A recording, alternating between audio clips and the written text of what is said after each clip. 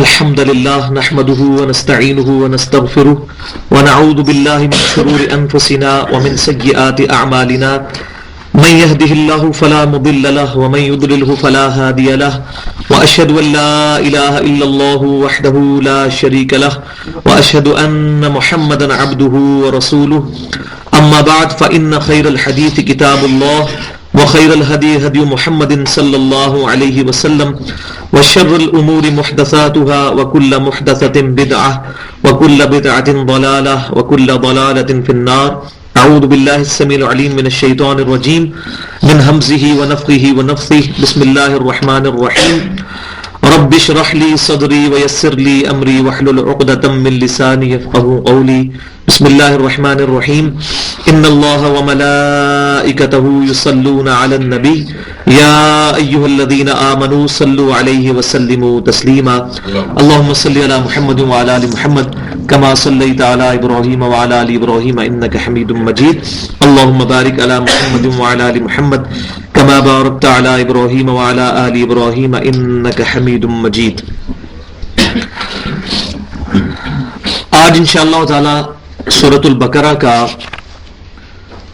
17 number رکوع پارہ number 2 سے شروع کریں گے، اور یہاں پر میں تھوڑی سی تمہیدی گفتگو اس حوالے سے کر لوں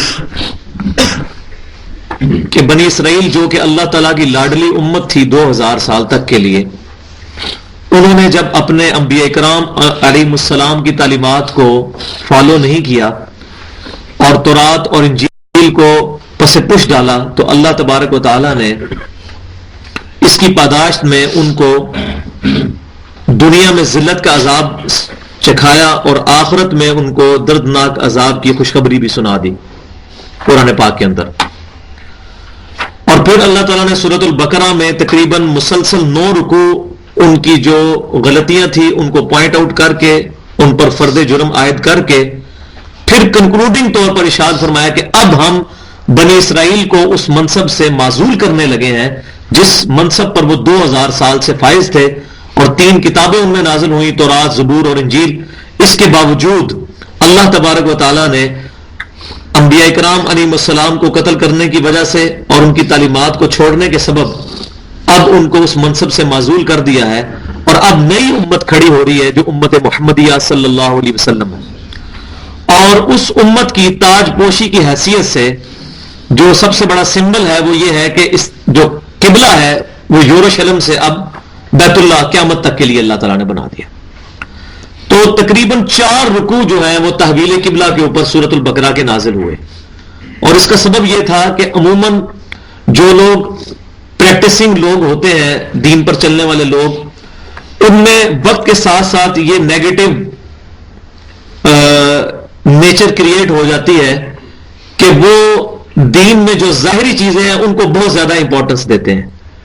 حالانکہ ظاہر کی بھی امپورٹنس ہے، اس میں کوئی شک نہیں، لیکن اصل چیز جو ہے اس کا باطنی رخ ہے.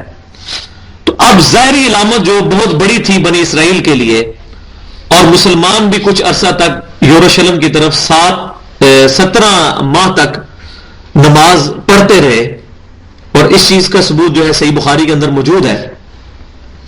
تو اب مسلمانوں کے لیے بھی بہت بڑا امتحان تھا، اور یہودیوں کے لیے بھی. یہودی پہلے تو یہ سمجھتے تھے کہ یہ تو موسیٰ علیہ السلام کے دین ہی کی ترویج کی جا رہی ہے، اور آپ صلی اللہ علیہ وسلم کو علیحدہ سے دین نہیں لے کر آئے، اور بات بھی یہی ہے، صرف شریعت کا فرق ہے، باقی دین تو وہی ہے.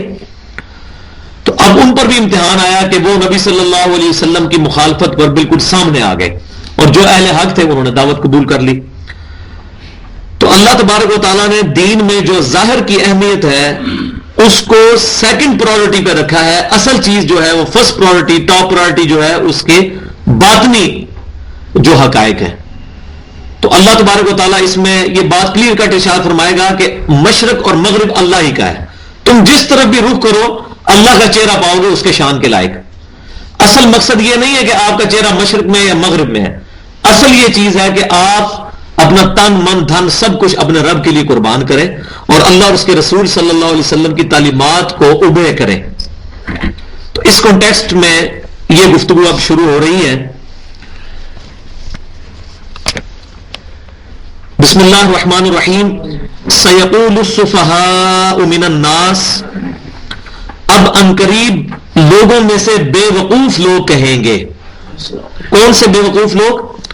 جو یہودی تھے ان کا ذکر ہو رہا ہے کہ وہ اب مسلمانوں پر اعتراض کریں گے کہ ابھی تک تو تم کہہ رہے تھو کہ موسیٰ کا دین، عیسیٰ کا دین اور باقی انبیاء کرام علیہ السلام کا دین اور امام کائنات سید الاولین والآخرین شفیع المذنبین رحمت للعالمین سیدنا و مولانا محمد رسول اللہ صلی اللہ علیہ وسلم کا مبارک دین ایک ہے، اور قبلہ بھی تم نے 17 مہینے تک یہی بنائے رکھا ہے، یروشلم کو، بیت المقدس کو، اور اب تمہارا قبلہ کیوں چینج ہو گیا؟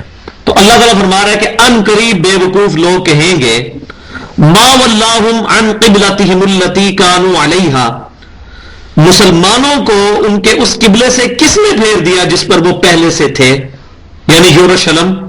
صحیح بخاری میں موجود ہے کتاب التفسیر چیپٹر میں کہ 17 مہینے تک مدینہ شریف میں نبی صلی اللہ علیہ وسلم نے یروشلم کی طرف منہ کر کر نماز پڑھی ہے اور پڑھائی ہے.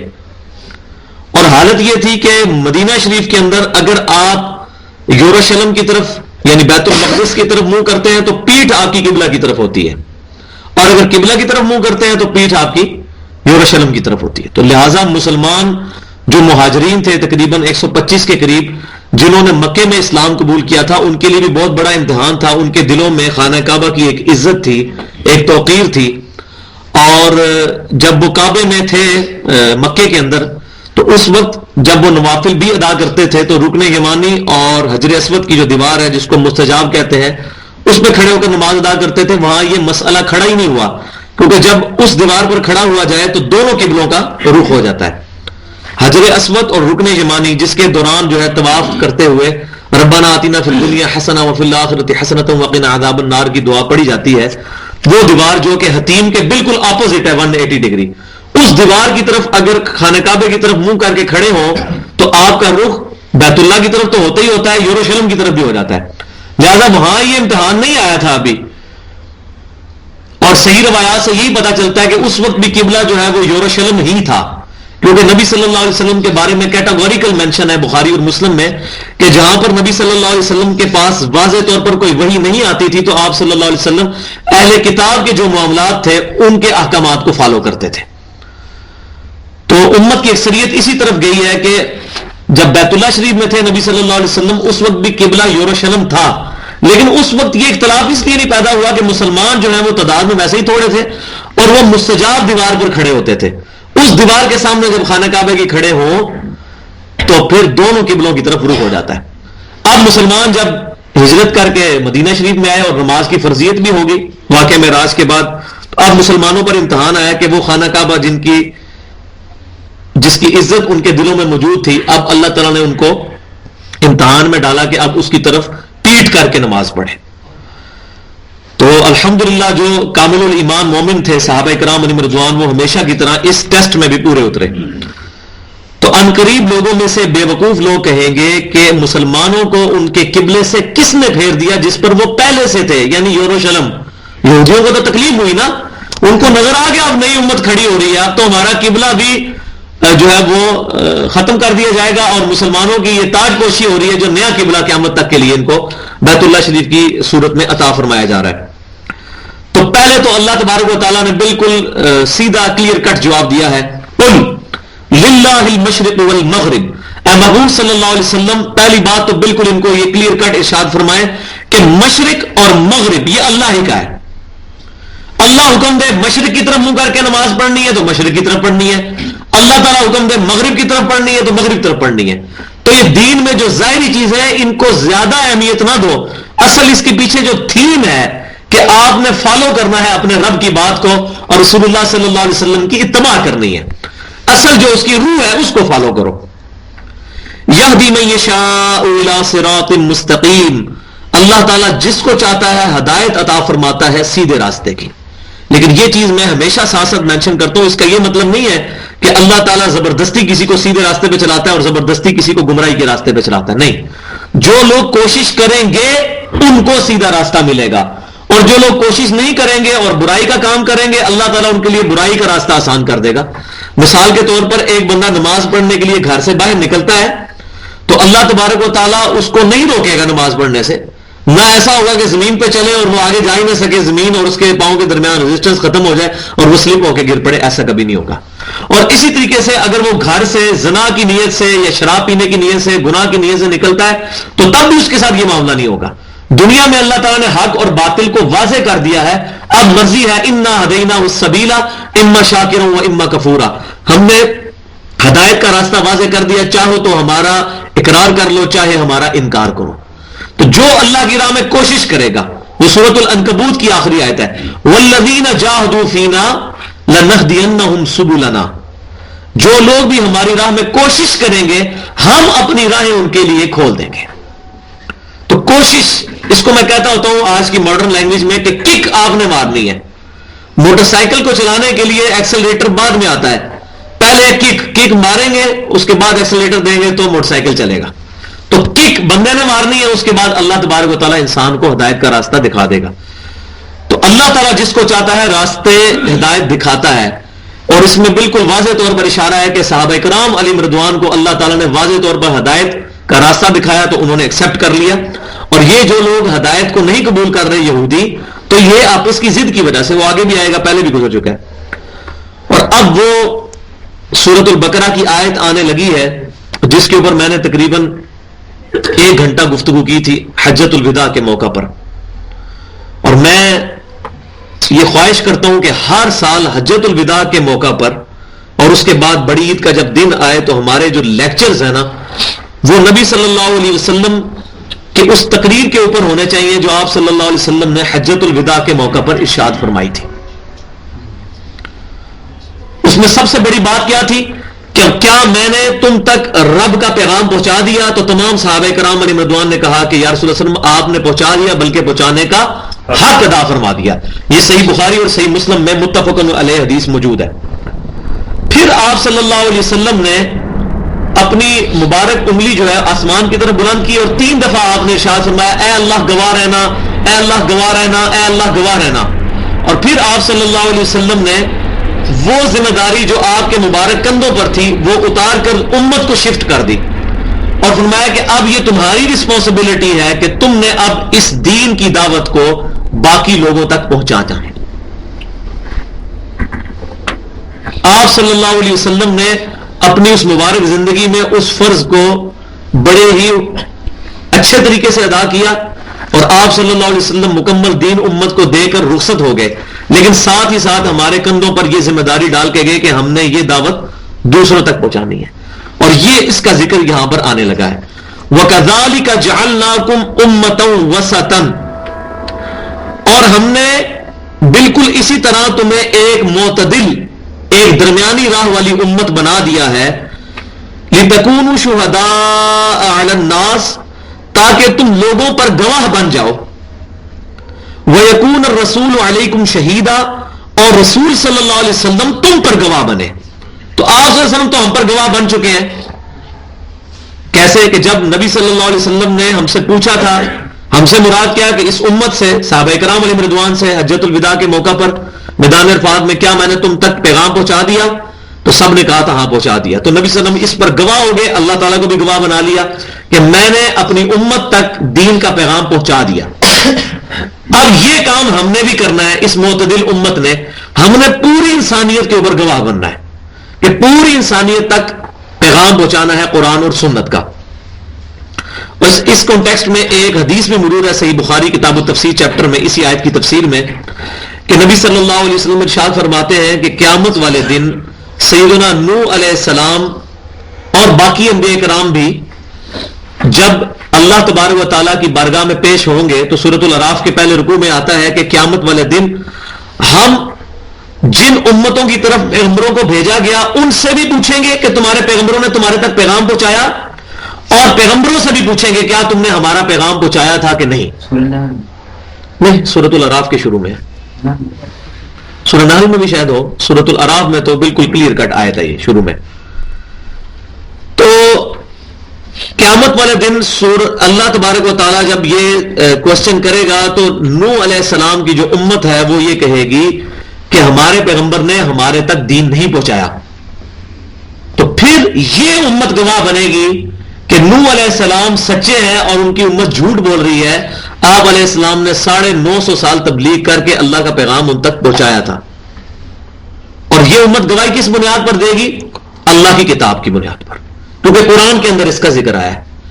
تو یہ امت گواہی دے گی نوح علیہ السلام کے حق میں، ان کی امت کے خلاف، کہ نہیں یہ امتی جھوٹ بول رہے ہیں، نوح علیہ السلام نے دین کا پیغام پہنچایا ہے.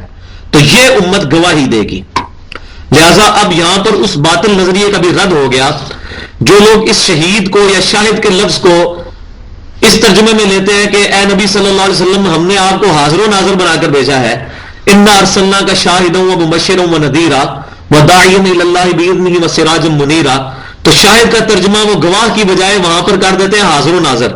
لیکن یہاں پر بھی وہی لفظ جو شاہد لفظ سے ہی نکلا ہے، شہید، گواہ، یہاں پر انہوں نے بھی ترجمہ حاضر و ناظر نہیں کیا، کیونکہ قرآن پاک وہ کتاب ہے جس میں باطل داخل نہیں ہو سکتا.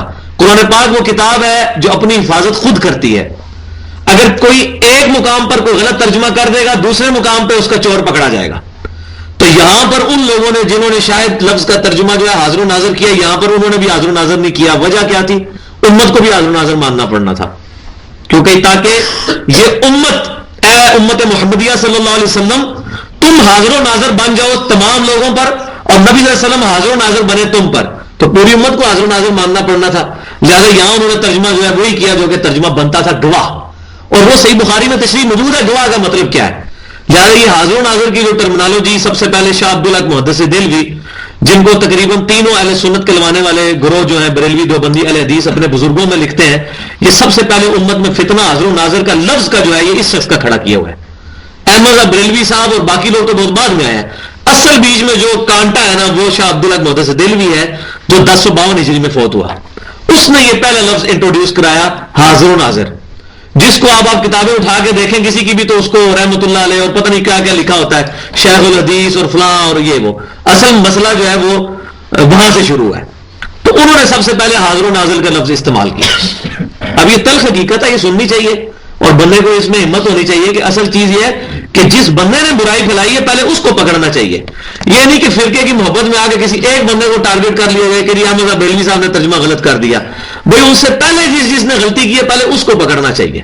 وہ تو ان کو فالو کرنے والے تھے. لیکن ظلم تب ہوتا ہے کہ جب ہم ایک بندے کو ٹارگٹ کر کے، اور اس سے بڑے لوگ جو کہ وہ پہلے غلطی کر کے گئے ہوتے ہیں ان کو رحمت اللہ علیہ کہہ رہے ہوتے ہیں، ان کو اپنا بزرگ مان رہے ہوتے ہیں، اور باقیوں کو ہم یہ پھر 2 نمبری ہو جاتی ہے. اور اسی سے پھر لوگوں کے لیے ہدایت کے دروازے بند ہو جاتے ہیں. وہ کہتے ہیں نہیں دیکھیں جی اپنے بزرگوں کی باری آئی تو یہ پھر اس پہ پردہ ڈال رہے ہیں، اور جب ہمارے بزرگوں کی باری آئی تو ان کو برا بھلا کہتے ہیں. تو ہم کہتے ہیں ایک ہی کرائٹیریا ہونا چاہیے، قرآن، سنت اور اجماع کو حجت مانتے ہوئے جس کی بات ان تینوں کے اندر آتی ہے اس کو حق مانا جائے، اور جس کی بات ٹکراتی ہے اس کو چھوڑ دیا جائے. لہذا یہ بہت امپورٹنٹ آیت ہے. اس آیت سے بریلوی اور دیوبندی مکتبہ فکر کے علماء نے بالخصوص حاضر و ناظر کا عقیدہ کھڑا. اور تفسیر عثمانی جو کہ شبیر احمد عثمانی صاحب جنہوں نے محمد علی جناح کا جنازہ پڑھایا تھا، آج بائی چانس ویسے بھی 25 دسمبر کا دن ہے، ان کی پیدائش کا دن محمد علی جناح کی، تو ان کا جنازہ جس بندے نے پڑھایا تھا وہ دیوبند کے بہت بڑے عالم تھے، شبیر احمد عثمانی صاحب. ان کی تفسیر عثمانی بڑی مشہور ہے، اور تقریباً 1990 تک تو سعودی عرب والے بھی اس تفسیر کو چھاپتے رہے ہیں. حالانکہ وہ تفسیر جو ہے وہ اس میں ایسی غلطیاں موجود ہیں جو قرآن اور سنت کی تعلیمات سے 100% متصادم ہیں. ان میں سے ایک اس آیت کی تشریح میں انہوں نے لکھا ہے کہ نبی صلی اللہ علیہ وسلم پر ان کی قبر مبارک میں پوری امت کے اعمال پیش کیے جاتے ہیں، اسی وجہ سے آپ صلی اللہ علیہ وسلم پوری امت پر قیامت والے دن گواہی دیں گے. نہ کسی حدیث میں یہ بات لکھی ہوئی ہے، اور نہ سلف میں پہلے 300 سال میں سے کہیں سے یہ بات ثابت ہے. انہوں نے خود سے اس کی تشریح کر دی ہے. حالانکہ میں نے جو تشریح کی ہے وہ صحیح بخاری سے کی ہے کہ اس کا مطلب کیا ہے کہ یہ امت گواہی دے گی نوح علیہ السلام کی امت کے خلاف، نوح علیہ السلام کے حق میں، اور نبی صلی اللہ علیہ وسلم اس امت کے بارے میں گواہی دیں گے وہ جو حجۃ الوداع پر آپ نے گواہی جو ہے وہ اللہ تعالیٰ کو گواہ بنا لیا تھا. تو شبیر احمد عثمانی صاحب جو کہ دیوبند کے بہت بڑے عالم ہیں اور شروع کے بڑے بزرگوں میں سے ہیں، انہوں نے بھی اس آیت کی تفسیر میں لکھا ہے کہ نبی صلی اللہ علیہ وسلم امت پر گواہ اس لیے ہیں کہ آپ صلی اللہ علیہ وسلم پر قبر مبارک میں آپ کی امت کے نامہ اعمال پیش کیے جا رہے ہیں. نعوذ باللہ من ذالک. یہ جھوٹ ہے، کہیں ثابت نہیں. یہ بات ثابت ہے جامعہ ترمذی کے اندر اور صحیح مسلم کے اندر بھی اس کا کچھ حصہ موجود ہے کہ ہر جمعرات کو اور ہر سوموار والے دن اللہ تعالیٰ کی بارگاہ کے اندر مسلمانوں کے نامہ اعمال پیش کیے جاتے ہیں.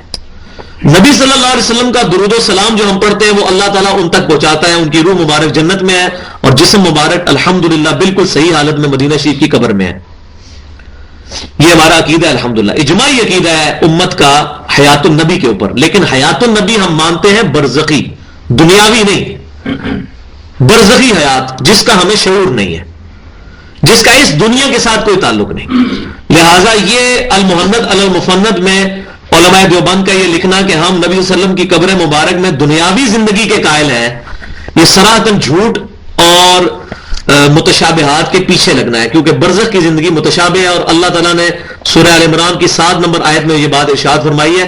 جو لوگ متشابہات کے پیچھے لگتے ہیں یہ وہ لوگ ہوتے ہیں جن کے دل ٹیڑھے ہو چکے ہیں اور یہ فتنہ تلاش کرنا ان کا مقصد ہوتا ہے. حالانکہ اس کا جو اصل معنی ہے وہ اللہ ہی کے علم میں ہے. یہ میں نے اس کے ساتھ انصاف سمجھا کہ میں اتنی لمبی گفتگو کروں، کیونکہ عموماً جب تفاسیر لکھی جاتی ہیں یا قرآن پاک کا ترجمہ پڑھایا جاتا ہے تو ٹو دی پوائنٹ بات کر کے آگے چلے جاتے ہیں اور آج کے جو مسئلے ہیں ان کو لوگ ایڈریس نہیں کرتے، اور جو باطل نظریات امت میں موجود ہیں ان کا علمی طور پر جواب نہیں دیا جاتا. اسی وجہ سے وہ نظریات پھر امت کے اندر پھیلتے ہیں. لہذا میں نے اس پہ بڑی ڈیٹیل سے گفتگو کی ہے. تو یہ امت اب کھڑی ہوئی ہے اور یہ امت گواہ بن کر، اللہ کی گواہ بن کر، جیسے کہ عیسیٰ علیہ السلام کی طرف سے حواری کھڑے ہوئے تھے دعوت دینے کے لیے، تو یہ امت اب پوری کی پوری امت دعوت ہے، یہ دعوت پھیلانے والی امت. وما جعلنا القبلة التي كنت عليها الا لنعلم من يتبع الرسول، اور ہم نے نہیں مقرر کیا تھا اس سے پہلے والا قبلہ یعنی یروشلم مگر صرف اس لیے کہ تاکہ ہم یہ بات جانچ لیں کہ کون رسول کی اتباع کرتا ہے. تو یہ دیکھ لیں اب کہ ظاہر کے اوپر نہیں بات ہو رہی ہے باطنی طور پر کہ کون یہ اس چکر میں نہیں پڑتا. جو اس چکر میں پڑ گیا کہ یہ کیا خانہ کعبہ کو ہم پیٹ کریں گے اور یروشلم کی طرف منہ کریں گے تو وہ کیا، وہ ظاہر میں آ گیا نا. باطن کو کون فالو کرتا ہے، کون اتباع کرتا ہے رسول اللہ صلی اللہ علیہ وسلم کی. یہ ہم نے چیک کرنا تھا ان 17 مہینوں کے اندر. اور الحمدللہ صحابہ کرام علیہم رضوان جو کہ مکے سے ہجرت کر کے مدینے آئے تھے ان کے لیے بہت بڑا یہ امتحان تھا کہ وہ مکے کی طرف بیت اللہ کی طرف پیٹ کر کے اور اپنا رخ جو ہے یروشلم کی طرف رخ کر کے نماز پڑھے. لیکن الحمدللہ وہ اس امتحان میں کامیاب ہوئے. ممن ينقلب على عقبيه، اور کون ہے کہ جو اپنے قدموں کے بل الٹا پھر جاتا ہے. کون ہے جو پروفٹ کو فالو کرتا ہے اور کون ہے جو الٹا پھر جاتا ہے. الحمدللہ کوئی نہیں پھرا صحابہ کرام علیہم رضوان میں سے. وَإِن كَانَتْ لَكَبِيرَةً إِلَّا عَلَى الَّذِينَ هَدَى اللَّهُ، اور یہ حکم بہت بھاری حکم تھا مگر صرف ان کے لیے بھاری نہیں ہے کہ جن کو اللہ تعالیٰ نے ہدایت دے دی ہے. وہ کون ہے؟ صحابہ کرام علیہم رضوان. وَمَا كَانَ اللَّهُ لِيُضِيعَ إِيمَانَكُمْ إِنَّ اللَّهَ بِالنَّاسِ لَرَءُوفٌ رَحِيمٌ، اور اللہ کی یہ شان نہیں ہے کہ وہ تمہارے ایمان کو یعنی کہ تمہارے اعمال کو ضائع کرے. اب یہاں پر ایمان جو ہے اعمال کے معنوں پر ہے کیونکہ اعمال بھی ایمان کے اندر داخل ہیں. ان اللہ بالناس لرؤوف الرحیم، بے شک اللہ تعالیٰ لوگوں پر بڑا مہربان اور رحم فرمانے والا ہے. یہ کس کانٹیکسٹ میں بات ہو رہی ہے کہ اس وقت صحیح بخاری میں یہ بات موجود ہے کہ صحابہ کرام علیہم رضوان میں سے کچھ ایسے لوگ بھی تھے جو ان 17 مہینوں کے اندر فوت ہو گئے. اور جب تحویل قبلہ ہوئی تو صحابہ کرام کا تو دنیا میں مقصد ہی یہی تھا کہ ہم نے اللہ کو راضی کرنا ہے. ان کو یہ ٹینشن پڑ گئی کہ جو لوگ یروشلم کی طرف منہ کر کے نمازیں پڑھتے رہے ہیں اور اسی حالت میں فوت ہو گئے ہیں اور انہوں نے بیت اللہ کی طرف منہ کر کے ایک نماز بھی نہیں پڑھی، ان کے ان اعمال کا کیا بنے گا؟ دیکھیں ہم جس دنیا کے کاموں کی ٹینشن لیتے ہیں، حالانکہ یہ کوئی ٹینشن لینے والی چیز نہیں تھی، لیکن یہ اصل میں ان کی کمٹمنٹ تھی اپنے رب کے ساتھ کہ وہ چھوٹی چھوٹی بات کو سیریس لیتے تھے. تو ان کے وہ اعمال کا کیا بنے گا؟ ان کی نمازیں ضائع گئی. تو اللہ تعالیٰ اس کے جواب میں یہ بات ارشاد فرمائی، یہ صحیح بخاری میں موجود ہے کہ اللہ کی یہ شان نہیں ہے کہ تمہارے ایمان کو ضائع کرے یعنی اعمال کو، ان نمازوں کو. بے شک اللہ تعالیٰ رؤوف الرحیم ہے، بندوں پر ویسے ہی مہربان ہے. اللہ تبارک و تعالیٰ کے رحم کا یہ تقاضا ہے کہ تمہارے اعمال کو ضائع نہ کرے، اور وہ بھی اللہ کی مرضی سے تھا جو تم نے یروشلم کی طرف منہ کر کے 17 مہینے تک نماز پڑھی. اب وہ بات آ رہی ہے کہ جو نبی صلی اللہ علیہ وسلم نے خواہش کا اظہار فرمایا تھا کہ یہ خانہ کعبہ جو ہے یہ قبلہ بنا دیا جائے، اور ظاہر ہے کہ اللہ تعالیٰ نے ہی آپ کے دل میں یہ بات ڈالی تھی۔ 17 مہینے تک مسلمان مدینہ شریف میں یروشلم کی طرف منہ کر کے جب نماز پڑھتے رہے تو اس کی حکمت یہ تھی کہ جو یہودی تھے انہوں نے فوراً مسلمانوں کو ریزسٹ نہیں کیا، کیونکہ وہ یہ سمجھ رہے تھے کہ یہ بھی ہمارے قبلے کی طرف منہ کر کے نماز پڑھ رہے ہیں، لہذا ہم میں اور ان میں کوئی خاص فرق نہیں ہے۔ لہذا ان کے اندر جو اچھے لوگ موجود تھے جنہوں نے تورات پڑھی ہوئی تھی، جس کے اندر یہ نشانیاں موجود تھی، وہ آگے یہ بات آ رہی ہے۔ تورات میں یہاں تک بھی لکھا ہوا تھا کہ اصل ابراہیمی جو قبلہ ہے وہ بیت اللہ ہی ہے، تو وہ مسلمانوں کی طرف لوٹ آئیں گے۔ اور الحمدللہ ان میں سے کئی لوگ تھے جو مسلمان ہوئے، لیکن اکثریت نے اسلام پھر بھی قبول نہیں کیا۔ قد نرا تقلب وجهك في السماء، ہم دیکھ رہے ہیں محبوب صلی اللہ علیہ وسلم آپ کا بار بار چہرے کا اٹھانا آسمان کی طرف۔ فَلَنُوَلِّيَنَّكَ قِبْلَةً تَرْضَاهَا، تو ہم ضرور پھیر دیں گے آپ کو اس قبلے کی طرف جس پر آپ راضی ہیں۔ یہ بہت بڑی اللہ تبارک و تعالیٰ کی طرف سے شفقت ہے امام کائنات صلی اللہ علیہ وسلم کی مبارک ذات پر کہ اللہ تبارک و تعالیٰ وَلَسَوْفَ يُعْطِيكَ رَبُّكَ فَتَرْضَىٰ، اے محبوب ہم تمہیں اتنا دیں گے کہ تم اپنے رب سے راضی ہو جاؤ گے۔ اب یہ وہی لفظ ہے کہ اے محبوب صلی اللہ علیہ وسلم ہم آپ کا بار بار رخ انور آسمان کی طرف اٹھنا دیکھ رہے ہیں، ہم عنقریب آپ کا قبلہ پھیر دیں گے اس کی طرف جو آپ کی مرضی ہے۔ فَوَلِّ وَجْهَكَ شَطْرَ الْمَسْجِدِ الْحَرَامِ، اور ساتھ ہی پھر حکم بھی نازل ہو گیا، لو اب پھیر لو اپنا چہرہ مسجد حرام کی طرف یعنی بیت اللہ شریف کی طرف۔ وَحَيْثُ مَا كُنْتُمْ فَوَلُّوا وُجُوهَكُمْ شَطْرًا، اور مسلمانوں تم جہاں کہیں بھی ہو اپنا چہرہ جو ہے وہ قبلہ رخ کر لیا کرو نماز کی حالت میں۔ تقریباً 4 دفعہ یہ حکم اب یہ مسلسل ریپیٹ ہوگا۔ ایک دفعہ آ گیا نا کہ اپنا رخ خانہ کعبہ کی طرف کرو، اور صحیح بخاری اور صحیح مسلم کی متفق علیہ حدیث ہے، نبی صلی اللہ علیہ وسلم نے ایک صحابی کو جب نماز سکھائی تو اس میں پہلی بات یہ تھی کہ جب تو نماز کے لیے کھڑا ہو تو اپنا رخ قبلے کی طرف کر، پھر اللہ اکبر کہہ کر نماز شروع کر۔ تو 4 دفعہ یہ حکم اسی ایک رکوع کے اندر، ان 2 رکوعوں کے اندر ریپیٹ ہوگا کہ اپنا چہرہ قبلے کی طرف کرو، تاکہ وہ جو یہودی علماء کا اثر تھا ان کمزور دل والے مسلمانوں پر کہ جو ہے وہ متزلزل ہو سکتے تھے ان کے دل اسلام سے یا اس حکم کی وجہ سے ان کے دل مضبوط ہو جائے، تو مسلمانوں کو 4 دفعہ ان 2 رکوعوں کے اندر اللہ تبارک تعالیٰ نے فرمایا کہ اپنا چہرہ جو ہے خانہ کعبہ کی طرف کرو۔ وَحَيْثُ مَا كُنْتُمْ فَوَلُّوا وُجُوهَكُمْ شَطْرًا، تم جہاں کہیں بھی ہو اپنا رخ جو ہے وہ خانہ کعبہ کی طرف پھیر لیا کرو مسلمانوں۔ وَإِنَّ الَّذِينَ أُوتُوا الْكِتَابَ لَيَعْلَمُونَ أَنَّهُ الْحَقُّ مِنْ رَبِّهِمْ، اور بے شک جن لوگوں کو کتاب دی گئی ہے یعنی یہود و نصارہ، وہ یہ بات جانتے ہیں کہ بے شک یہ حق ہے تمہارے رب کی طرف سے، یعنی ان کو یہ بات پتا ہے، تورات میں یہ چیز لکھی ہوئی ہے کہ جب پیغمبر آخر الزمان آئیں گے تو وہ بیت اللہ شریف کو اپنا قبلہ بنا لیں گے، پھر قیامت تک کے لیے وہ قبلہ رہے گا، اور اصل ابراہیمی قبلہ بھی وہی ہے، اور وہ یہ بات جانتے ہیں، ان کی کتابوں میں یہ بات لکھی ہوئی ہے۔ وَمَا اللَّهُ بِغَافِلٍ عَمَّا يَعْمَلُونَ، اور اللہ تبارک و تعالی غافل نہیں ہے ان اعمال سے جو کہ یہ کرتے ہیں۔ وَلَئِنْ أَتَيْتَ الَّذِينَ أُوتُوا الْكِتَابَ بِكُلِّ آيَةٍ، اور اگر اے محبوب صلی اللہ علیہ وسلم آپ اہل کتاب کے لیے ہر طرح کی دلیل بھی پیش کر دیں، مَا تَبِعُوا قِبْلَتَكَ، وہ آپ کے قبلے کی پیروی نہیں کریں گے، کیونکہ انہوں نے تو یہ چیز ٹھانی ہوئی ہے کہ ہم نے اسلام قبول نہیں کرنا، جس کی میں نے مثال دی تھی کہ جو بندہ سویا ہوا ہو اس کو تو آپ جگا سکتے ہیں، اور جو آنکھیں بند کر کے لیٹا ہو اور اس کی نیت ہی نہیں اٹھنے کی، اندر سے تو وہ جاگا ہوا ہے، تو اب آپ اس کو نہیں اٹھا سکتے کہ وہ اٹھنا ہی نہیں چاہتا۔ تو اب نبی صلی اللہ علیہ وسلم کو کہا جا رہا ہے کہ آپ سارے دلائل بھی ان کے سامنے رکھ دیں، یہ قبلے کی پیروی نہیں کریں گے آپ والے قبلے کی۔ اور مسلمانوں کی کیا حالت تھی، صحیح بخاری میں موجود ہے انہی آیات کی تفسیر کے اندر کہ فجر کے وقت سیدنا عبداللہ بن عمر رضی اللہ تعالیٰ عنہ کہتے ہیں کہ فجر کے وقت مسلمان جو ہے مسجد قباء کے اندر نماز ادا کر رہے تھے، اور ایک ندا کرنے والے نے آ کر ندا کی کہ لوگوں، نبی صلی اللہ علیہ وسلم پر یہ آیت نازل ہوئی ہے رات کے وقت میں کہ اپنا چہرہ جو ہے وہ قبلہ رخ کر لو، بیت اللہ کی طرف اپنا قبلہ جو ہے وہ کر لو، اپنا رخ بیت اللہ کو بنا لو۔ تو مسلمان جو ہے وہ مسجد قباء میں فجر کی نماز پڑھنے کے دوران ہی انہوں نے اپنا رخ جو ہے وہ پھیر لیا. اور ایک مسجد قبلتین بھی موجود ہے مدینہ شریف کے اندر جس میں دونوں طرف محرابیں بنی ہوئی ہیں. نبی صلی اللہ علیہ وسلم نے اس مسجد میں پہلے یروشلم کی طرف بھی منہ کر کے نمازیں پڑھائی اور جب قبلہ چینج ہوا تو پھر دوسری طرف بھی. لہٰذا دونوں محراب کے نشان انہوں نے بنائے ہوئے ہیں, اس طرف بھی اس طرف بالکل اپوزٹ. تو یہ جو ہے یہ تو آپ کے قبلے کی پیروی کرنے والے نہیں ہیں.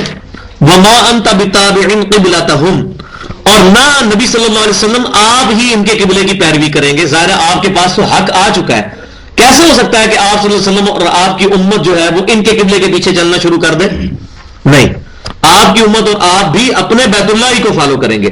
وما بعضهم بتابع قبلة بعض, اور بعض میں سے بعض لوگ ایک دوسرے کے قبلے کو ماننے والے نہیں ہیں. جیسا کہ یروشلم یہ یہودیوں کا بھی قبلہ تھا اور عیسائیوں کا بھی, لیکن جب وہ یروشلم کے اندر داخل ہوتے تھے تو عیسائی جو تھے وہ اس کے مشرق میں آ کر نماز پڑھنا شروع کر دیتے تھے جہاں پر سیدہ مریم سلام اللہ علیہا نے جو ہے وہ اعتکاف کیا تھا اور عبادت کی تھی, اور اللہ تبارک و تعالیٰ نے وہاں پر خوشخبری دی تھی ان کو سیدنا عیسیٰ علیہ السلام کی. اور جو یہودی ہیں وہ اس کے مغربی سائڈ پہ چلے جاتے ہیں. ابھی بھی یہی حالت ہے, عیسائی وہاں جا کر پھر دو ٹکڑے بن جاتے ہیں, جو عیسائی ہیں وہ مشرق کی طرف اور جو یہودی ہیں وہ مغرب کی طرف. تو وہ آپس میں بھی ایک دوسرے کے قبلے کو نہیں مانتے. آپ کے قبلے کو کہاں سے ماننا ہے انہوں نے, اتنے ضدی ہیں وہ. وَلَئِنِ اتَّبَعْتَ أَهْوَاءَهُم مِّن بَعْدِ مَا جَاءَكَ مِنَ الْعِلْمِ, اور اے سننے والے, اب یہاں نبی صلی اللہ علیہ وسلم ہم مراد نہیں لیں گے, پوری امت کو خطاب ہو رہا ہے. ظاہر آپ صلی اللہ علیہ وسلم کے بارے میں تو یہ بات نہیں ہے, آپ صلی اللہ علیہ وسلم کے ذریعے سے امت کو کہا جا رہا ہے کہ اے سننے والے, اگر تو نے پیروی کی ان کی خواہشات کی اس کے بعد کہ تیرے پاس العلم آ چکا ہے, قرآن اور سنت کا علم, إِنَّكَ إِذًا لَّمِنَ الظَّالِمِينَ, تو بے شک اس وقت تم ظالموں میں سے شمار ہو جاؤ گے. کہ علم آ جانے کے بعد بھی اب تم اس چکر میں پڑے کہ اس طرف منہ کر کے نماز پڑھنی ہے اس طرف, تو پھر اس کے بعد تم ظالم ہو جاؤ گے. الحمدللہ امت کا اجماع ہے, اور جتنی چیزیں قرآن کے اندر آئی ہیں میکسیمم چیزوں پر امت کا اجماع ہے. اب وراثت کے جو قوانین ہیں وہ بھی قرآن کے اندر ایڈریس ہوئے, اس طرح یہ استقبال قبلہ والی بات ایڈریس ہوئی, ان میں کوئی امت میں کسی گروہ کا بھی اختلاف نہیں ہے, نہ اہل سنت کا, نہ شیعوں کا, اور نہ کسی اور مطمع فکر کا اس میں اختلاف ہے. الذین آتیناہم الکتاب یعرفونہ کما یعرفون ابناءہم, جن لوگوں کو ہم نے کتاب دی ہے یعنی یہودی اور عیسائی, وہ آپ صلی اللہ علیہ وسلم کو اس طرح پہچانتے ہیں جس طرح کے اپنے بیٹوں کو پہچانتے ہیں. وَإِنَّ فَرِيقًا مِّنْهُمْ لَيَكْتُمُونَ الْحَقَّ وَهُمْ يَعْلَمُونَ, اور بے شک ان میں سے ایک گروہ وہ بھی ہے جو حق کو چھپاتا ہے اور وہ جانتا بھی ہے کہ یہ حق ہے. اور وہ گروہ جو ہے علماء کا گروہ ہے. ہم علماء کا کردار پہلے پڑھ چکے ہیں. مطلب علماء یہود کو تو یہ بات پتا تھی کہ تورات کے اندر نبی صلی اللہ علیہ وسلم کی پریڈکشنز موجود ہیں. تو میں کئی دفعہ بتا چکا ہوں کہ تورات کے اندر آج بھی جو تورات موجود ہے اس کا جو کتاب الاستثناء چیپٹر ہے ڈیوٹرانومی, اس کا باب نمبر 18 کی آیت نمبر 18 ہے کہ اے موسیٰ علیہ السلام, میں تیری امت کے بھائیوں میں سے تیری مانند ایک رسول اٹھاؤں گا جس کے منہ میں اپنا کلام ڈالوں گا, وہ اپنی خواہش سے کچھ نہیں کہے گا, وہ وہی کہے گا جو میں اس کو وہی کروں گا. اور یہی آیت قرآن میں وما ينطق عن الهوى ان هو الا وحی یوحى. اور جو نیو ٹیسٹمنٹ ہے انجیل, اس کا بھی جو گاسپل آف جان ہے اس کا جو باب نمبر 14 ہے اس میں ڈیٹیل کے ساتھ نبی صلی اللہ علیہ وسلم کی پریڈکشنز موجود ہیں. عیسیٰ علیہ السلام کہتے ہیں کہ اے میرے امتیوں, میرا دنیا سے جانا تمہارے لیے رحمت ہے, جب میں جاؤں گا تو وہ مبارک ہستی دنیا میں آئے گی اور وہ پھر ہمیشہ تمہارے ساتھ رہے گی, یعنی ان کا دین قیامت تک کے لیے ہوگا.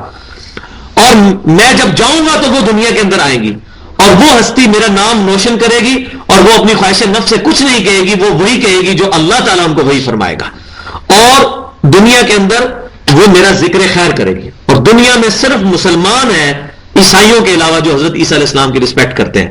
یہودی تو ان کو ولد الحرام کہتے ہیں, نعوذ باللہ, ولد الزنا کہتے ہیں, دجال کہتے ہیں, اور اسی طریقے سے باقی بھی دینوں کے ماننے والے جو مذاہب کے ماننے والے لوگ ہیں عیسیٰ علیہ السلام کو پروفٹ نہیں مانتے, نہ ان کو وہ اہمیت دیتے ہیں. صرف نان کرسچن بلیو مسلمان ہیں اس دنیا کے اوپر جو عیسیٰ علیہ السلام کی عزت کرتے ہیں, کیونکہ قرآن پاک میں ہے وجیہ فی الدنیا والآخرہ, عیسیٰ علیہ السلام دنیا اور آخرت میں اللہ تعالیٰ کے حضور وجاہت والے ہیں. تو یہ جن کو کتاب دی گئی وہ آپ صلی اللہ علیہ وسلم کو اس طرح پہچانتے ہیں جس طرح اپنے بیٹوں کو. لیکن اس کے باوجود ان کا ایک گروہ یعنی علماء کا جو گروہ ہے وہ جانتے بوجھتے ہوئے حق کو چھپاتا ہے. الحق من ربک فلا تکونن من الممترین، اور یہ حق ہے تیرے رب کی طرف سے. یہ جتنے بھی احکامات آ رہے ہیں خصوصاً تحویل قبلہ والا حکم، اے مسلمانوں اس کو تم کیجول نہ لینا، یہ حق بات ہے، یہ پرپسفل بات ہے جو اللہ کی طرف سے تم پر نازل ہوئی، اور تم شک میں مبتلا نہ ہونا. اور یہ آج بھی آپ دیکھ لیں کہ آپ کسی کو قرآن اور حدیث سے کھول کے بھی کوئی بات دکھا دینا، مطلب صحیح بخاری اور صحیح مسلم میں نماز کا چیپٹر کھول کے لوگوں کو دکھا دینا کہ یہ بخاری مسلم میں نماز کا یہ طریقہ لکھا ہے، اس کے باوجود وہ ایکسیپٹ نہیں کرتے. کیوں؟ علماء کا ان کے اوپر اتنا روب ہوتا ہے. تو یہ آج آپ سمجھ سکتے ہیں اس بات کو کہ علماء کا اتنا روب ہے اپنے اپنے فرقوں کے اوپر کہ قرآن اور سنت دکھانے کے باوجود وہ کہتے ہیں نہیں جی نہیں، یہ مولوی صاحب غلط ہے، اتنے بڑے بڑے بزرگ غلط ہے. تو اب آپ کو یہ بات سمجھ آئے گی، یہ بار بار جو مسلمانوں کا ہے شک میں نہ پڑنا، کیونکہ ان میں سے کئی مسلمان ایسے تھے جو یہودی سے مسلمان ہوئے تھے، اور یہودیوں کے بڑے بڑے جو لاٹ پادری وہاں پہ بیٹھے ہوئے تھے مسندوں پر، 70-80 سال کے بزرگ بیٹھے ہوئے تھے، اور ان کا بڑا اثر و رسوخ تھا.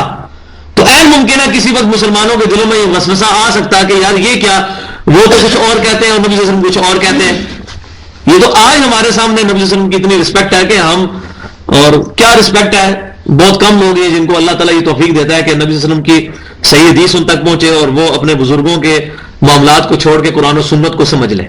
آپ دیکھ سکتے ہیں کتنے لوگ ہیں. تو یہ لہٰذا یہ آج کے دور میں ہم اس کو بڑے اچھے طریقے سے سمجھ سکتے ہیں کتنا مشکل کام ہے. بار بار مسلمانوں کو اس کے اوپر زور دیا جا رہا ہے، الحق من ربک فلا تکونن من الممترین، یہ حق بات ہے تمہارے رب کی طرف سے اور تم شک والوں میں شامل نہ ہونا. وَلِكُلٍّ وِجْهَةٌ هُوَ مُوَلِّيهَا فَاسْتَبِقُوا الْخَيْرَاتِ، ہر قوم کے لیے ایک سمت مقرر کر دی گئی ہے، تو پس تم نیکیوں میں ایک دوسرے سے سبقت لے جاؤ. یہ سمتوں کے چکر میں نہ پڑو، اصل جو روح ہے دین کی وہ یہ ہے کہ نیکیاں کرو. اب اس چکر میں پڑنے کی بجائے اب یہ کلیئر ہو گیا یہ قبلہ یہ ہے، اب تم نیک اعمال اختیار کرو. ہر امت کے لیے اللہ تعالیٰ نے ایک جو ہے وہ سمت مقرر کر دی، اور یہ کس وجہ سے کی ہے؟ تاکہ مسلمانوں میں یونٹی آئے. اب دیکھیں مسلمان دنیا میں جہاں کہیں بھی ہوں گے ان میں اس معاملے میں کوئی اختلاف نہیں ہوگا کہ نماز کس طرح منہ کر کے پڑھنی ہے. ورنہ ابھی اسی کمرے کے اندر ہم تقریباً 50-60 لوگ بیٹھے ہوئے ہیں، اب یہ ہم نے دیکھے صفحے بھی ٹیڑھی بنائی ہوئی ہے صرف قبلے کی وجہ سے، ورنہ ہم میں اختلاف ہو جاتا. کوئی کہتا کہ اس دیوار کی طرف رخ کر کے نماز پڑھو جاتا یہ لمبی صف بن جائے گی، کوئی کہ جی اس طرف کرو زیادہ صفحے بنے گی، کوئی اس طرف کوئی اس طرف. لیکن الحمدللہ ہمارے درمیان یہ اختلاف ہوتے ہی نہیں، ہم کہتے ہیں قبلہ کس طرف ہے جی ادھر ہی، سارے کھڑے ہو گئے. تو یہ مسلمانوں میں یونٹی پیدا کی گئی ہے. قبلے کی طرف جو ہم رخ کر کے نماز پڑھتے ہیں یہ مسلمانوں کی یونٹی کے لیے ہے، قبلے کو سجدہ نہیں کرتے ہم. ورنہ صحابہ کرام علیہ رضوان سے صحیح سند سے یہ چیز ثابت ہے، خصوصاً سیدنا بلال سے، کہ انہوں نے خانہ کعبے کی چھت پہ کھڑے ہو کر بھی اذان دی ہے. تو کوئی اپنے خدا کے اوپر تو نہیں چڑھتا. کسی آپ ہندو کو کہہ کے اپنے بت کے چہرے کے اوپر پاؤں رکھ دو وہ تو کہے گا جی میں کافر ہو جاؤں گا. تو اگر نعوذ باللہ یہ مسلمانوں کا مسجود ہوتا تو مسلمان اس کے اوپر تو نہ چڑھتے. یہ ہمارا صرف رخ ہے، اور وہ بھی اس وقت جب نبی صلی اللہ علیہ وسلم کی خواہش پہ اس کو بنایا گیا. اس سے پہلے تو ہم نے اس کی طرف پیٹ بھی کی ہوئی ہے مسلمانوں نے 17 مہینے تک جب یروشلم کی طرف منہ کیا تھا. تو اصل چیز یہ ہے کہ فاستبقوا الخیرات، نیکیوں میں آگے بڑھو. یہ ظاہری معاملات کو بس سیٹل کر لیے نا. یہ آج بھی ہماری مینٹلٹی یہی بن چکی ہوئی ہے کہ ہم فقہی معاملات میں اختلافات میں اتنا الجھ جاتے ہیں کہ ان چکروں میں پڑھ کے ہم نیک اعمال سے دور ہو جاتے ہیں. میں رفع دین کرنا چاہیے نہیں کرنا چاہیے اس چکر میں پڑے رہتے ہیں. اور اس کے بعد جو اصل چیز ہے کہ ٹھیک ہے جو سنت کے مطابق طریقہ ہے، اس کے بعد ہم نے پریکٹس کیا کرنا ہے کہ ہم نے نماز جو ہے تکبیر اولیٰ کے ساتھ مسجد کی پہلی صف میں جماعت کے ساتھ ادا کرنی ہے. اب نیکیوں میں آگے بڑھے نا. اسی طریقے سے فرض نماز کے علاوہ 12 رکعتیں جو ہے وہ دن رات کے اندر پڑھنی ہے. جو بخاری اور مسلم کی حدیث ہے کہ جس نے یہ 12 رکعتیں پڑھی اللہ تعالیٰ جنت میں اس کے لیے محل بنائے گا. 2 فجر سے پہلے، 4 زور سے پہلے، 2 زور کے بعد، 2 مغرب کے بعد، 2 عشاء کے بعد، سنت موقدہ.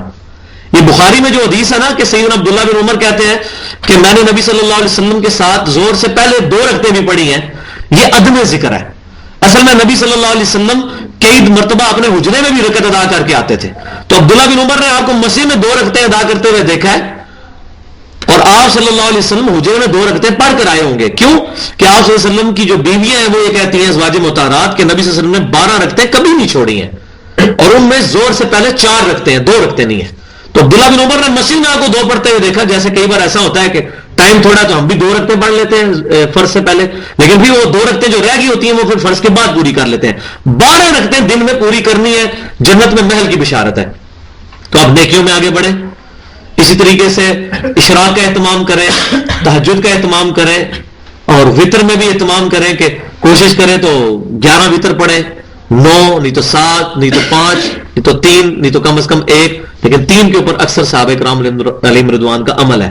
اور یہی وجہ ہے کہ رمضان کے اندر سارے مسلمان ہی 3 وطر کا اہتمام کرتے ہیں، کیونکہ اکثر صحابہ کرام علیہم رضوان کا عمل 3 وطر کے اوپر ہے۔ لیکن 1 بھی پڑھنا جائز ہے، اس سے بھی پڑھنا چاہیے، 5 پڑھنے چاہیے، 7 پڑھنے چاہیے۔ تو نیکیوں میں آگے بڑھیں بجائے دین کی ظاہری چیزوں میں الجھ کے اور انہی چکروں میں ہم پڑے رہیں اور نیکی سے ہمارا رخ دوسری طرف لگ جائے، اور یہ اکثر اوقات ہو جاتا ہے کہ ہم ظاہر کے اندر پڑ جاتے ہیں۔ اینما تکونوا یأتی بکم اللہ جمیعا، تم جہاں کہیں بھی ہوگے اللہ تعالیٰ تم سب کو جمع کر لے گا۔ ان اللہ علی کل شیء قدیر، بے شک اللہ تعالیٰ ہر چیز پر قدرت رکھنے والا ہے۔ اللہ تعالیٰ کے لیے کوئی مسئلہ نہیں ہے، تم دنیا میں جہاں بھی کہیں مرے ہو اپنے نیک امال کے ساتھ، یا تمہارے نیک امال ہیں، اللہ تعالیٰ قیامت والے دن ان کو اکٹھا کر لے گا۔ اب پھر وہ دوسری دفعہ حکم آ رہا ہے، وَمِنْ حَيْثُ خَرَجْتَ فَوَلِّ وَجْهَكَ شَطْرَ الْمَسْجِدِ الْحَرَامِ، اور جہاں کہیں بھی تم نکلو تو اپنا رخ موڑ لیا کرو مسجد حرام کی طرف۔ وَإِنَّهُ لَلْحَقُّ مِنْ رَبِّكَ، اور بے شک یہی حق ہے تمہارے رب کی طرف سے۔ دیکھیں کتنی بات ریپیٹ ہو رہی ہے، یا آپ گھر بیٹھ کے ترجمہ پڑھتے واللہ آپ کو یہ بات سمجھ ہی نہیں تھی آنی، یہ کیوں بار بار بات ریپیٹ ہو رہی ہے؟ اس کانٹیکسٹ میں کہ علماء یہود کا اتنا اثر تھا، اور عین ممکن ہے کہ مسلمانوں کے دلوں میں یہ وسوسے آ جاتے ہیں کہ یہ بھی تو آخر اتنے بڑے بڑے بزرگ ہیں، آخر اتنے یہ پڑھے لکھے لوگ ہیں، جس طرح آج لوگ کہتے ہیں ہم کسی کو قرآن حدیث دکھاتے ہیں وہ کہتے ہیں جی آپ کس مدرسے سے پڑھے ہوئے ہیں؟ تو بھئی اگر مدرسے سے پڑھنے سے ہدایت مل جاتی تو سارے مدرسوں والے اکٹھے ایک عقیدے پہ ہوتے نا، اگر اسی سے ہدایت مل جاتی۔ پھر وہ کہتا ہے جی آپ کو عربی آتی ہے، تو اگر عربی آنے کی دلیل ہوتی تو دنیا میں کتنے باطل نظریات والے لوگ ہیں جن کو عربی بہت زیادہ آتی ہے۔ اصل تو چیز ہے والذین جاہدوا فینا لنہدینہم سبلنا۔ 11 ستمبر 2001 کے بعد 9 مہینے میں 34,000 امریکن نے اسلام قبول کیا ہے، قرآن کا ترجمہ انگریزی میں پڑھ کے۔ پلین ٹروتھ میگزین امریکہ کا اس کی رپورٹ ہے، کسی مولوی سے نہیں پڑھا انہوں نے، انگریزی میں ترجمہ پڑھا ہے، ان کو اللہ تبارک و تعالیٰ نے اس کے ذریعے ہدایت دے دی۔ یہ اللہ کی رسپانسبلٹی ہے۔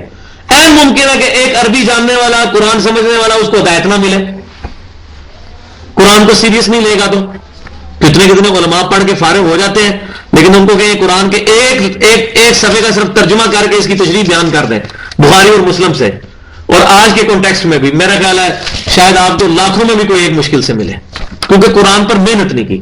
حالانکہ یہ وہ کتاب ہے جس کے بارے میں نبی صلی اللہ علیہ وسلم نے ایمفسائز فرمایا تھا، اور آج یہ حدیث لیتے جائیں بہت بڑا تحفہ جو مجھے بھی 3-4 دن پہلے ہی پتہ چلی ہے۔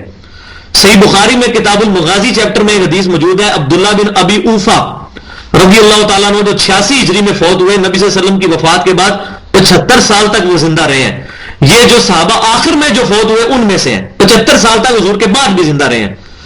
ان سے کسی نے پوچھا یہ بتائیں نبی صلی اللہ علیہ وسلم نے اپنا وصی کسی کو بنایا تھا، اپنا خلیفہ جس کے لیے وصیت فرمائی ہو کہ میری وفات کے بعد یہ میرا خلیفہ بنے گا؟ تو عبداللہ بن ابی اوفا نے کہا کہ نبی صلی اللہ علیہ وسلم نے اپنا وصی کسی کو نہیں بنایا تھا، ہاں آپ نے یہ وصیت فرمائی تھی کہ اللہ کی کتاب کو لازم پکڑ لینا۔ نبی صلی اللہ علیہ وسلم کا خلیفہ کیا ہے؟ قرآن۔ یہ صحیح بخاری سے الحمدللہ ہم نے ثابت کر دیا۔ سنن دارمی میں بھی ایک روایت موجود ہے لیکن وہ ضعیف ہے، لیکن یہ تو صحیح بخاری کے اندر ہے۔ اور اس سے بڑھ کے وہ حدیث ہے جو ہم نے منہج کے اوپر لکھی ہوئی ہے، غدیر خم کی حدیث، کہ نبی صلی اللہ علیہ وسلم نے صحیح مسلم کتاب الفضائل میں حدیث موجود ہے، حج سے واپسی پر، حجۃ الوداع سے واپسی پر مکے اور مدینے کے درمیان غدیر خم کے مقام پر کھڑے ہو کر خطبہ دیا، اور اس میں آپ صلی اللہ علیہ وسلم نے بات ارشاد فرمائی کہ اے لوگوں میں بھی ایک انسان ہوں، قریب ہے کہ اللہ کا قاصد یعنی موت کا فرشتہ میرے پاس آئے اور میں اس کی دعوت قبول کر لوں۔ میں اپنے بعد تم میں 2 بھاری چیزیں چھوڑ کر جا رہا ہوں، ان میں سے پہلی چیز تو اللہ کی کتاب ہے، اس میں ہدایت ہے، اس میں نور ہے، اپنا تعلق تم اس کتاب کے ساتھ مضبوط کرو، جو اللہ کی کتاب کو پکڑے گا وہ ہدایت پہ ہے، جو اللہ کی کتاب کو چھوڑ دے گا وہ گمراہ ہو جائے گا، اور یہ اللہ کی رسی ہے جو قرآن میں وَاعْتَصِمُوا بِحَبْلِ اللَّهِ جَمِيعًا وَلَا تَفَرَّقُوا۔ تو یہ اللہ کی کتاب یہ بڑی اہمیت کی حامل ہے۔ اور جو بخاری اور مسلم میں حجۃ الوداع کی جو حدیث موجود ہے، بخاری اور مسلم میں اس میں یہ الفاظ موجود ہیں کہ اے لوگوں میرے بعد کافر نہ ہو جانا کہ ایک دوسرے کو قتل کرنا شروع کر دو. میں تم میں وہ چیز چھوڑ کے جا رہا ہوں کہ اگر تم نے اس کو مضبوطی سے پکڑ لیا تم کبھی گمراہ نہیں ہوگے. وہ اللہ کی کتاب ہے. تو یہ اللہ کی کتاب بہت اہمیت کی حامل ہے. اور یہ الحمدللہ آج یہ بات ہمیں سمجھ آئی کہ اللہ تبارک و تعالیٰ اس کتاب کے ذریعے کافروں کو بھی ہدایت دے رہا ہے. مسلمانوں کے تو علماء کے جو خطبات ہیں جمعے کے وہ سننے کے لیے مسلمان پبلک نہیں آتی ہے. غیر مسلم نے کہاں سے خطبہ سن کے مسلمانوں نے؟ ہاں انہوں نے کوشش کی, اللہ نے قرآن کے ذریعے ان کو ہدایت دی الحمدللہ. وَمَا اللَّهُ بِغَافِلٍ عَمَّا تَعْمَلُونَ, اور اللہ تعالیٰ غافل نہیں ہے جو کچھ تم کر رہے ہو. وَمِنْ حَيْثُ خَرَجْتَ فَوَلِّ وَجْهَكَ شَطْرَ الْمَسْجِدِ الْحَرَامِ. دیکھیں پھر تیسری دفعہ حکم آ گیا. تم جہاں کہیں بھی باہر نکلو تو اپنا رخ نماز کے وقت مسجد حرام کی طرف کر لیا کرو. دیکھیں بار بار ریپیٹ ہو رہی ہے بات تاکہ علماء یہود کا وہ اثر, وہ بزرگوں کا جو اثر ہے وہ ٹوٹے. جو یہودیوں اور عیسائیوں کے بارے میں سورہ توبہ کی آیت نمبر 31 میں فرمایا اتخذوا احبارهم ورهبانهم اربابا من دون اللہ, یہودیوں اور عیسائیوں نے اپنے علماء کو, اپنے بزرگوں کو اللہ کو چھوڑ کے اپنا رب مان لیا ہوا تھا. اور آج بھی یہ دیکھ لیں جو ویٹیکن سٹی کے اندر جو پوپ ان کا بیٹھا ہوا ہے اس کو اختیار ہے کہ کسی چیز کو حلال یا حرام کر دے. یہ کیتھولک کا اور یہ پروٹیسٹنٹ کا بہت زیادہ اختلاف ہے ان کے ساتھ. اس میں ایک وجہ یہ بھی ہے وَمِنْ حَيْثُ خَرَجْتَ فَوَلِّ وَجْهَكَ شَطْرَ الْمَسْجِدِ الْحَرَامِ وَحَيْثُ مَا كُنْتُمْ فَوَلُّوا وُجُوهَكُمْ شَطْرَهُ. پھر بات چوتھی دفعہ ریپیٹ ہوگی. مسلمانوں تم جہاں کہیں بھی ہو اپنا منہ اسی کی طرف کر لیا کرو نماز میں. لِأَلَّا يَكُونَ لِلنَّاسِ عَلَيْكُمْ حُجَّةٌ, تاکہ لوگوں کے لیے تمہارے خلاف کوئی حجت اور دلیل نہ رہے. إِلَّا الَّذِينَ ظَلَمُوا مِنْهُمْ, ہاں مگر ان لوگوں کے کہ جو لوگ ان میں سے ناانصاف ہیں وہ تو تمہارے ساتھ حجت بازی کریں گے لیکن باقیوں کے لیے حجت نہیں رہے گی. یہ اس بات کی طرف اشارہ ہو رہا ہے کہ یہودیوں کے پاس پھر یہ حجت نہیں رہے گی کیونکہ تورات میں یہ بات لکھی تھی کہ نبی آخر الزمان صلی اللہ علیہ وسلم کا قبلہ جو ہے بیت اللہ ہوگا. تو غیر ممکن ہے کہ مسلمانوں کو اس چیز کا وہ تانا دے کہ اچھا تورات میں تو اس نبی کی یہ نشانی لکھی ہے, تم یروشلم کی طرف منہ کر کے کیوں نماز پڑھ رہے ہو؟ تو اللہ تعالیٰ اب ہم نے تمہارا قبلہ چینج کر کے آخری حجت تمام کر دی ہے کہ اب کافروں کے پاس کوئی حجت نہیں رہے گی. تورات میں سے تمہارے خلاف دلیل نہیں. آج بھی الحمدللہ کوئی یہودی عیسائی مسلمانوں کے خلاف تورات اور انجیل میں دلیل نہیں لا سکتا کیونکہ قبلہ تو چینج ہو گیا. تو اس وقت تک قبلہ چینج نہیں ہوا تھا.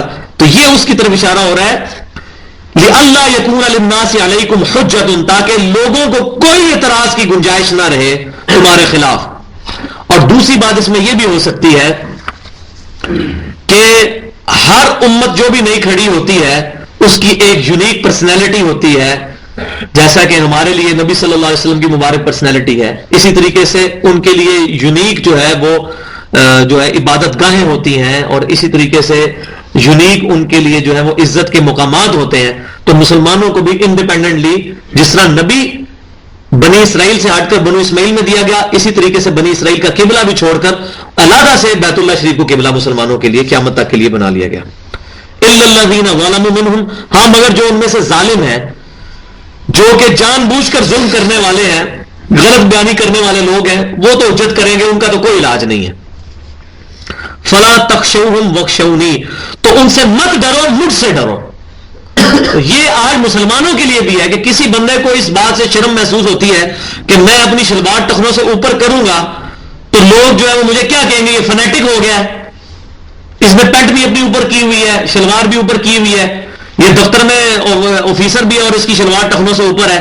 تو لوگ باتیں کریں گے, ان سے مت ڈرو لوگوں کی باتوں سے اور مجھ سے ڈرو. الحمدللہ سنن دارمی میں تقریباً 10 کے قریب حدیثیں موجود ہیں کہ نبی صلی اللہ علیہ وسلم کی امت کی جو نشانیاں تورات اور انجیل میں موجود ہیں, جس کا قرآن میں بھی ذکر ہے کہ اس امت کی اللہ تعالیٰ نے پیشن گوئیاں ان کے اوصاف بھی تورات اور انجیل میں بیان کیے ہوئے ہیں.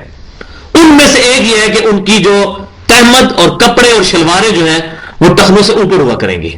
یہ امت کی نشانی ہے, یہ ہمارا بہت بڑا سمبل ہے, یہ ہمارا لیبل ہے مسلمانوں کا. 3 میں کہتا ہوں ہمارے بالکل واضح لیبل ہیں, ایک سر ڈھانپنا, دوسرا داڑھی اور تیسرا شلوار کا ٹخنوں سے اوپر ہونا. یہ 3 مسلمانوں کے بڑے لیبل ہیں جس کا مسلمانوں کو اہتمام کرنا چاہیے, خصوصاً نماز کے اندر تو ضرور کیا جائے, کم از کم سر ڈھانپنے کے حوالے سے. فلا تخشوہم واخشونی، تو ان سے مت ڈرو مسلمانوں، ان کا خوف نہ کھاؤ. ڈرنے سے مراد یہ ہے کہ ان کے پرواہ نہ کرو، تم میرا ڈر کرو، میری پرواہ کرو.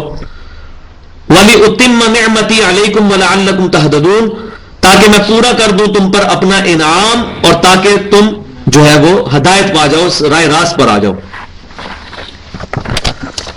کما ارسلنا فیکم رسولا منکم یتلو علیکم آیاتنا. اب یہ وہ بات آ رہی ہے جو ابراہیم علیہ السلام نے دعا کی تھی کہ اے اللہ، یہ جو میں خانہ کعبہ تعمیر کر رہا ہوں تو یہاں انہی میں سے ایک رسول کو بھیج جو تیری آیات ان کو تلاوت کر کے سنائے اور ان کو کتاب و حکمت سکھائے اور ان کا تزکیہ کرے. تو اب اللہ تعالیٰ نے ان کی وہ دعا قبول کی، لیکن اس دعا میں پھر اللہ تعالیٰ کی طرف سے ترتیب بدل دی گئی ہے. ابراہیم علیہ السلام نے جو دعا کی تھی اس میں یہ تھا کہ آیتیں تلاوت کرے، ان کو کتاب و حکمت سکھائے اور پاک کرے، جبکہ اللہ تعالیٰ نے اس کا امپرووڈ ورژن جو ہے وہ ارشاد فرمایا کما ارسلنا فیکم رسولا منکم یتلو علیکم آیاتنا ویزکیکم. پہلے تزکیہ، اس کے بعد کتاب و حکمت. جیسا کہ بھیجا ہے ہم نے اپنا رسول تمہارے پاس جو کہ سناتا ہے تمہیں ہماری آیتیں، ویزکیکم، اور تمہیں پاک کرتا ہے، تمہاری نیت کی تطہیر کرتا ہے اس کتاب کے ذریعے سے. وَيُعَلِّمُهُمُ الْكِتَابَ وَالْحِكْمَةَ، اور پھر تمہیں کتاب اور حکمت سکھاتا ہے. حکمت کے اندر پہلے نمبر پر تو قرآن اور اس کے بعد سنت بھی شامل ہے. وَيُعَلِّمُكُم مَّا لَمْ تَكُونُوا تَعْلَمُونَ، اور تمہیں وہ چیزیں سکھاتا ہے جو تم پہلے نہیں جانتے تھے. تو نبی صلی اللہ علیہ وسلم کی بعثت کا یہ جو مقصد بیان فرمایا گیا وہ یہ کہ قرآن پاک کی آیات کو تلاوت کر کے ان کا تزکیہ کرتے ہیں، پھر ان کو کتاب و حکمت. پہلا انیشیل تزکیہ جو ہے کتاب کے ذریعے ان کی نیت کو پاک کیا جائے، کیونکہ اگر نیت پاک نہیں ہوگی تو کتاب کا علم کوئی نفع نہیں دے گا.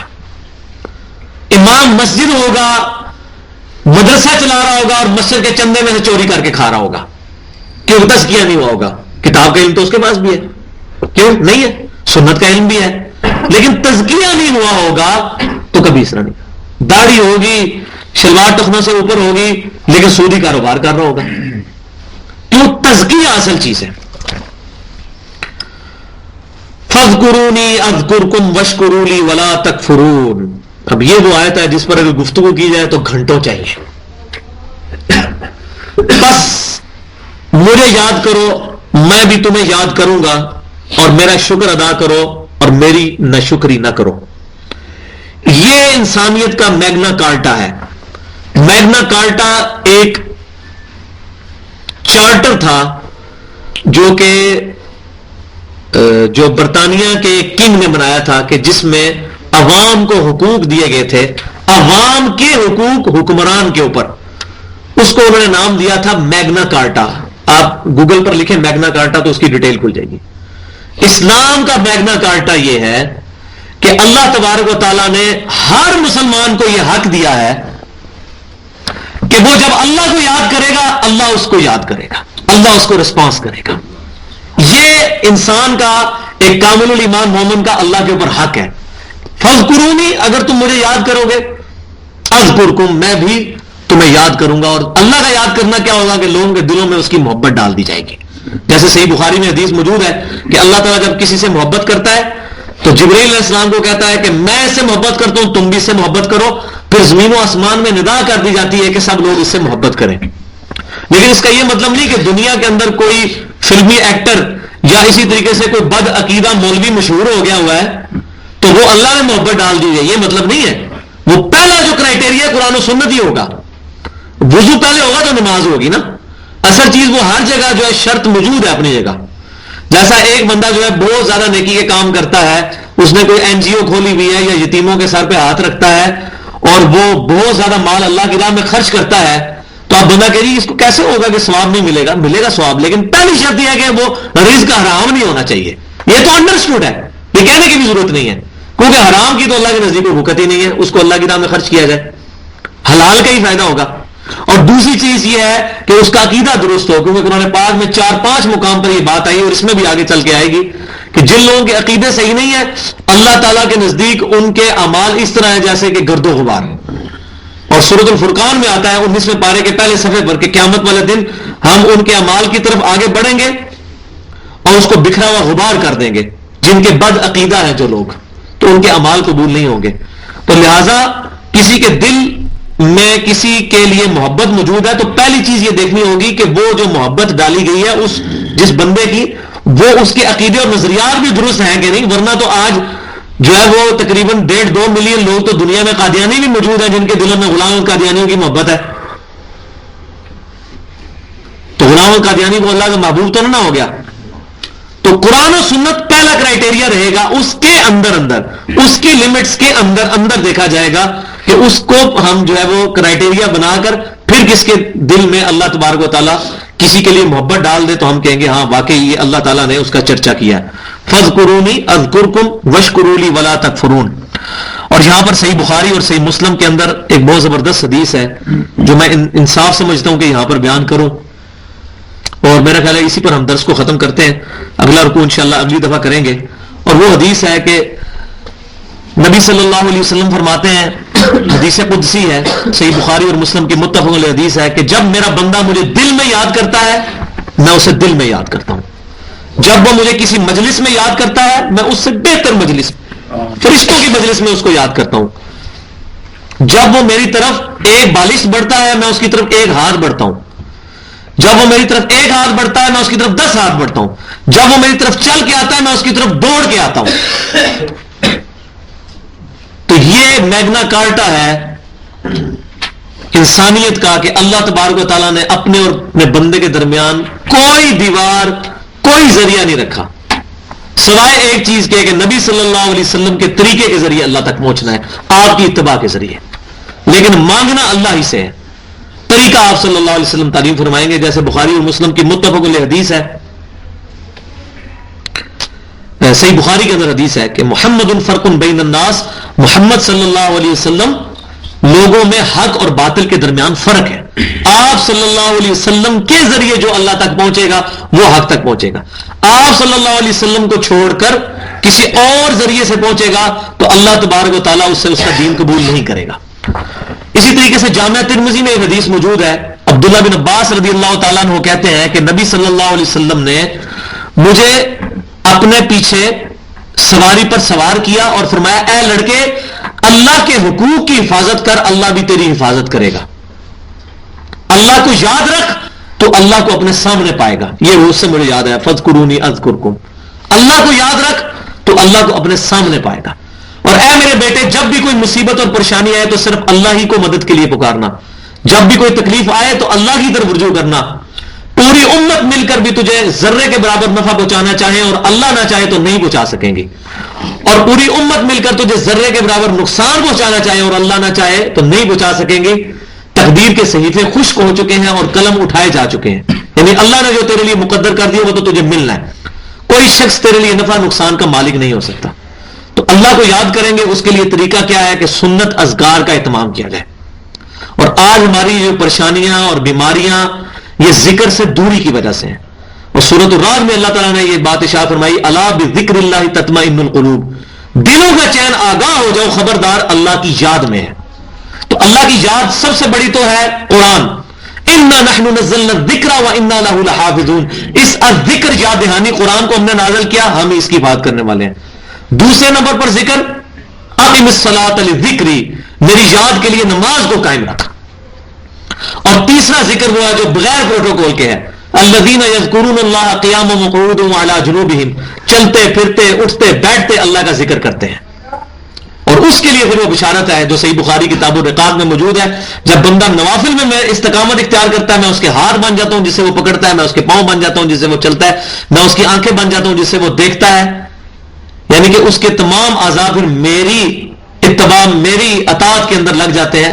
اور پھر وہ کسی بندے کے خلاف مجھ سے مدد طلب کرتا ہے، میں اس کی مدد کرتا ہوں، میں اس کی حفاظت کرتا ہوں.